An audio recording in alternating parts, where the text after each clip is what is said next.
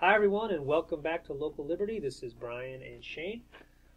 We got another short topic for you. Shane is going to discuss some aspects of the war on drugs. Go ahead, Shane. So lately I've been seeing the rhetoric change a little bit regarding the drug war. Sometimes I see more politicians say, oh, these users need help. Let's turn this into a medical problem. And at first it sounds good. So I'm like, okay, yeah, let's do that. Don't throw people in jail for putting something in their body. That's ridiculous. But then I was thinking about how you always say, oh, they just throw us a bone, and then we think, oh, they did something so good for it.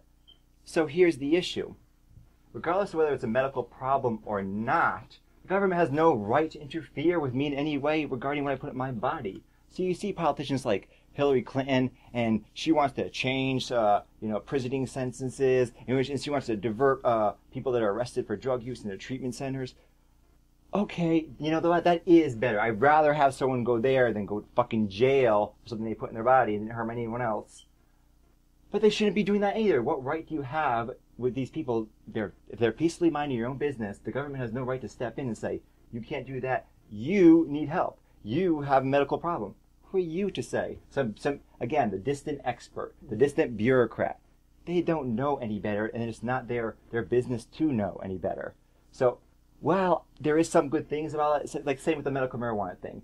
The medical marijuana thing, it paved the way for legalized marijuana. So I see that this is leading in the right direction, but I don't want people to think this is such a good thing. I don't want people praising Hillary Clinton and Barack Obama. Oh, look at them. They're so compassionate now. No, they're not compassionate. They're authoritarians. They're not compassionate. There's two ways that this is spun and the ways that we're manipulated by this. The first is as you mentioned, the throw us a bone effect. We should be thankful that we're given back a little bit of our freedom. That we want to make sure where your freedom came from. Oh, it came from Hillary. It came from somebody. You know, that's a scary thought coming from Hillary.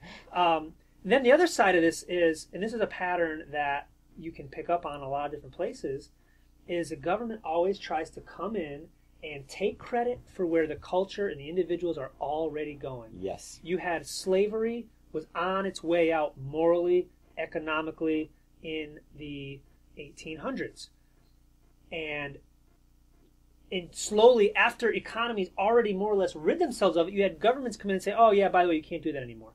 Child labor was a thing of the past in the 1930s and 40s in most of America. And then here comes the government to save all the children when we've achieved enough economic prosperity that children don't need to work anymore. Well, thanks Franklin Delano Roosevelt. You're a real swell guy. I want to point out, those things you just mentioned are terrible things. But the praise the government like they did something, no, it was the changing zeitgeist of the times, the changing social values and social norms. There was always massive change on their way. Look at slavery. So they freed all the African slaves. Then it was another 100 years before we actually had a revolution about race, and that was mostly due to private protest, to make, raising awareness by people like Dr. Martin Luther King, not by the government's Civil Rights Act in 1964. That was almost after the fact. Once it became popular enough, just like the gay marriage decision, once it creeped past that 51%, oh shit, let me get on board this. The whole gay marriage thing, in the drug war in particular, you're seeing the whole thing about legalizing marijuana.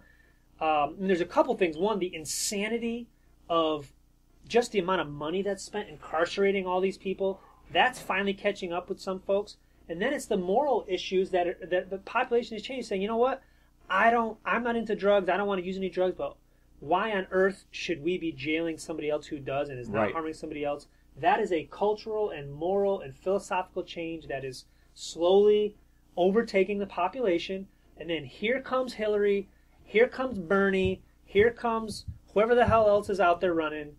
What was your position 10 years ago? Yeah. Well, you see, it's a complex thing, and they won't tell you what it is. Yep. They try to pin them down because the only reason they have this opinion now is like, 51%. Time to jump aboard the bandwagon. Yep. Yippee! So take credit for something somebody else has done, and take credit for giving you a right you already have. Right. Government propaganda, parts 1 and parts 2. Exactly. All right. Thanks for listening, guys. This is Brian and Shane from Local Liberty. Take care.